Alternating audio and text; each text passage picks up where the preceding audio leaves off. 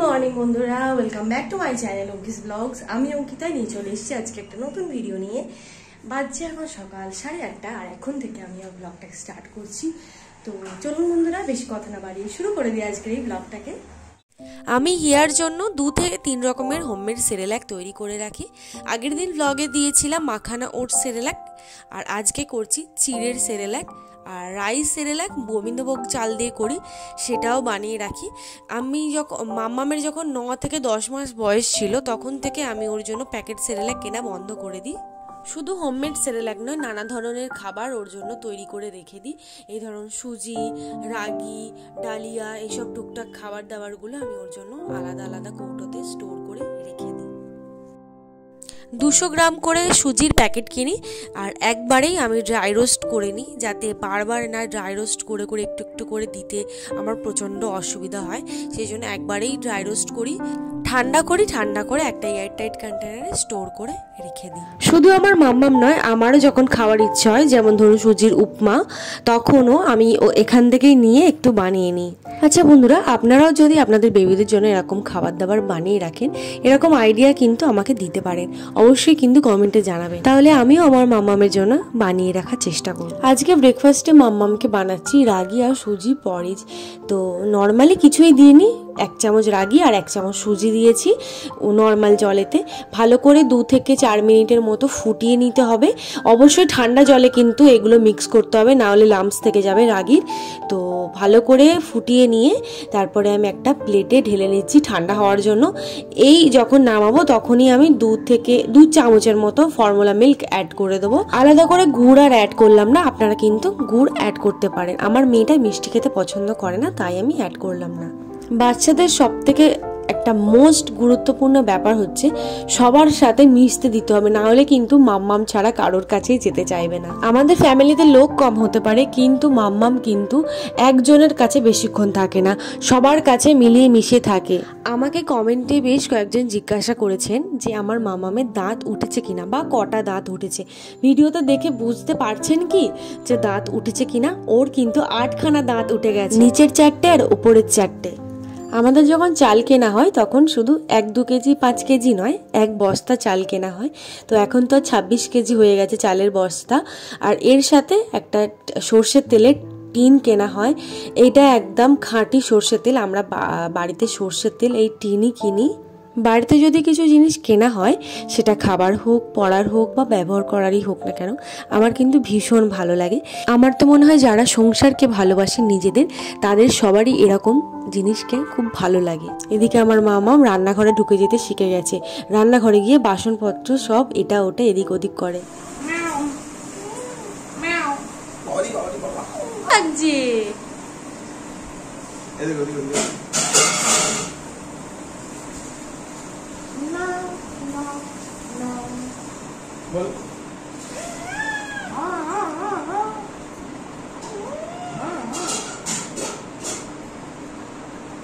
খুলবি না?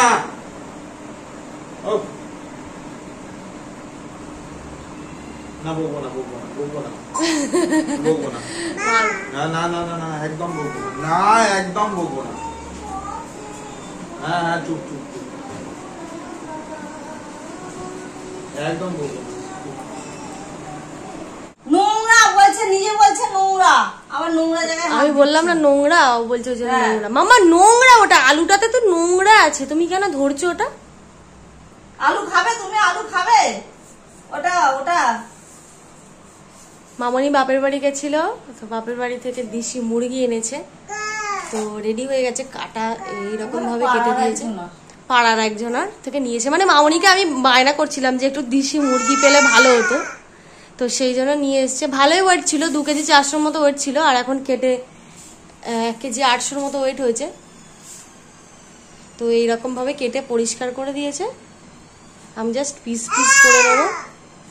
দেশি মাংস খেতে তো ভালো লাগে, কিন্তু পাওয়া যায় কোথায়, তাই না? মামনি ওদিকে রান্না করছে, মাম্মামকে ধরিয়ে দিয়েছি বাপির কাছে, কারণ না হলে এইসব টুকটাক কাজকর্মগুলো করতে দেবে না। তো এখন আমি বারান্দাটা একটু ঝাড় দিয়ে দিচ্ছি, মানে পুরো ঘর আর বারান্দাটা, কারণ আমার বাড়িতে যে কাকিমা এই কাজগুলো করে দেন, ওনার শরীরটা খারাপ, সেই জন্য আমাদেরই করে নিতে হচ্ছে আর কি। তো সেই জন্য মামনি রান্না করছে আর আমি এই দিকটা সামলাচ্ছি। এই নয় যে আমাদের বাড়িতে লোক আছে বলে আমরা এসব ঝাঁট দেওয়া একদমই অভ্যাস নেই, আমাদের রোজ দিতে হয়। উনি দিচ্ছেন বলে এই নয় যে আমরা দিই না। আমার বেডরুমটা আমি নিজেই ঝাঁট দিই ডেলি, আর সকালবেলা ঝাঁট দেওয়া হয়ে যায় বলে সন্ধেবেলা দেবো না এরকম কিন্তু নয়, মামনিও দেয়। আমাদের মিলিয়ে মিশিয়ে আমরা এগুলো টুকটাক কাজ করে নিই। আমার প্রত্যেকটা ভিডিওর কমেন্টে এই কমেন্টটা আসবেই যে আমার মাম্মামের ওয়েট কত, প্রত্যেকটা ভিডিওতেই আসবে। তো আমি এই কথাটা বারবার বলছি যে প্রত্যেক বাচ্চারা কিন্তু একই রকম হয় না। ওজন নিয়ে বন্ধুরা প্লিজ মাথা ঘামাবেন না। দেখুন যে আপনার বাচ্চা চনমনে আছে কিনা, ঠিকঠাক ঘুমাচ্ছে কিনা, ঠিকঠাক খাওয়া দাওয়া করছে কিনা, আর সবথেকে গুরুত্বপূর্ণ হচ্ছে মাইলস্টোনগুলো, মানে ঠিক টাইমে হামাগুড়ি দেওয়া, বসতে শেখা, দাঁড়াতে শেখা, এগুলো যেন শিখছে। তো এগুলো যদি না ন্যাচারাল থাকে তাহলে অবশ্যই ডক্টরের সাথে দেখা করা দরকার। আমার মেয়ের ডক্টর সবসময় বলে যে ওজন নিয়ে মাথা ঘামাবেন না, বাচ্চা যেন সবসময় চনমনে। আমি আমার মামামের ওয়েট সবসময় মাপাই না, কারণ যদি কম থাকে তাহলে আমার এই চিন্তাটা হবে যে বাবা আমার মামামের ওয়েটটা কমে গেল কেন, সেই জন্যে আমি সবসময় মাপাই না। দেখো অঙ্কিতা এসছে রে ভাই, দেশি মুরগি, পাতলা ঝোলও না আর শুকনো কষাও নাই, বেশ মাখো মাখো হয়েছে। হ্যাঁ, আর একটু মানে সবে তো বন্ধ করেছে, একটু পরে আরো ঝোলটা টেনে নেবে আলুর জন্য। অসাধারণ অসাধারণ। দেশি মুরগি খেতে তো তুমি খুব ভালোবাসো, খাওয়া শিখলে। আর আমিও বেশ এনে দেওয়ার লোকটাও বেশ ভালো হয়েছে। ঠিক ঠিক। বাপের বাড়ি যাই, গেলে পরে ওই অঙ্কিতা খাওয়ার জন্য বলে, ওই একটা করে নিয়ে আসি, পাশে বিক্রি করে। হ্যাঁ, আর এখানে অতটা পাওয়া যায় না, আর আমাদের কেটে দেওয়ারও লোক আছে। হ্যাঁ, এখানে হয়েছে ঢেঁড়স দিয়ে আম দিয়ে চিংড়ি মাছ দিয়ে টক। কালকে জানো তো বাপের বাড়ি খেয়েছি, আজ আবার ভালো লেগেছে ওই জন্য। ভালো, খাও, তুমি তো খেতে খুব ভালোবাসো না। আর এখানে হয়েছে বাপের বাড়ি থেকে সেই বড় নোটে গাছ এনেছিলাম, ওটা দিয়ে নোটের শাকের চচ্চড়ি, নোটে শাক, কুমড়ো, পটল, ডাঁটা, ঢেঁড়স। এই ঢেঁড়স, ও ঢেঁড়সটা টক, চিংড়ি মাছ, সরি সব চচ্চড়িতে ভুল বলছে। দেখো বন্ধুরা, অঙ্কিতা সব ভুল বলছে, ও বলতে পারে না, বলে কুমড়োর সাথে ঢেঁড়স দিয়ে দিয়েছি। এই চচ্চড়িটা ও খেতে ভীষণ ভালোবাসে, চচ্চড়ি খেতে এত ভালোবাসে, ওই জন্য করা। আমিও খাই, সব থেকে বেশি আমি ভালোবাসি। ওকে নিরামিষ চচ্চড়ি করে দিলেও খেয়ে ভালো লাগে। হ্যাঁ, আর টকটা তো খেতে খুবই পছন্দ। টক ঢেঁড়সটা দিয়েছে বলে ব্যাস, ঢেঁড়সটা পেয়েছে তো বিচ্ছিরি হড় করবে না, আমি খাবো না। আর আমার বনুর জন্য, আমার ছোট্ট বনুর জন্য খাবার রেডি হয়ে গেছে, খিচুড়ি হয়ে গেছে। খিচুড়ি, আমার বনু কাজ মাংসও দেবে না, আর কালকে ডিম দিয়েছে, আগের দিনকে মাছ দিয়েছে, ওই জন্য বলছে আজকে আর মাংস দেবো না, তাহলে ওর জন্য এমনি পোল্ট্রি মুরগি এনে দিতাম। হ্যাঁ, এটা অল্প করে 100 গ্রামের আনলে ওর এনাফ হয়ে যেত। পরপর 3 দিন মাছ মাংস ডিম দিলে পেটটা যদি গরম হয় শরীরটা, ওই জন্য ভয়তেই দিলাম না। দেখো তোমার মেয়ে নিরামিষ খাবে তো। হ্যাঁ, এরকম সুন্দর করে বাটার দিয়ে সবজি টবজি দিয়ে করে দিলে ও খাবে, নর্মালি করলেও বাবা ম্যাডাম খাবেনই না। তো সবাই মিলে একসাথে লাঞ্চ করতে বসেছি। আজকে মেনুতে কি হয়েছে তো বলেই দিলাম। তো এইরকম বসার হয় না সত্যি সত্যি। এরকম যদি বাড়ির সকলরা মিলে যদি একসাথে খেতে বসা হয় না, তাহলে কিন্তু সবার সাথে সবার বন্ডিংটা কিন্তু খুব ভালো হয়। তো সেই জন্য আমরা চেষ্টা করি যে দুপুরবেলার টাইমটা একসাথে বসার। মামামের জন্য হয় না, কিন্তু চেষ্টা করি যে একসাথে বসার। এখনকার বাচ্চারা তো জানেনি কিরকম দুষ্টু হয়েছে, আমার মামামটাও আবার ব্যতিক্রম হবে কেন। ও যদি একটু শান্তশিষ্ট থাকে তাহলে আর কোনোই অসুবিধা হয় না। প্রচণ্ড মানে দুষ্টুমি করে বলে এতটা প্রবলেম হয়ে যায়। এরপরে আর ভিডিও করা হয়নি, একেবারে রাত্রিবেলার ডিনারে আপনাদের সাথে দেখা করলাম। ওই ডিনারে আমি সেম খাবার খাচ্ছি, ভাত আর চিকেন কষা। আর এটা খেতে খেতে বন্ধুরা ভিডিওটাকে শেষ করছি। আশা করছি ভিডিওটা ভালো লেগেছে।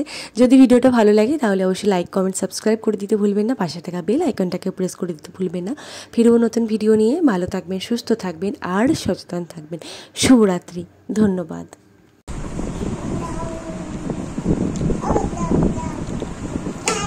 বলো টাটা, টাটা, টাটা। টাটা।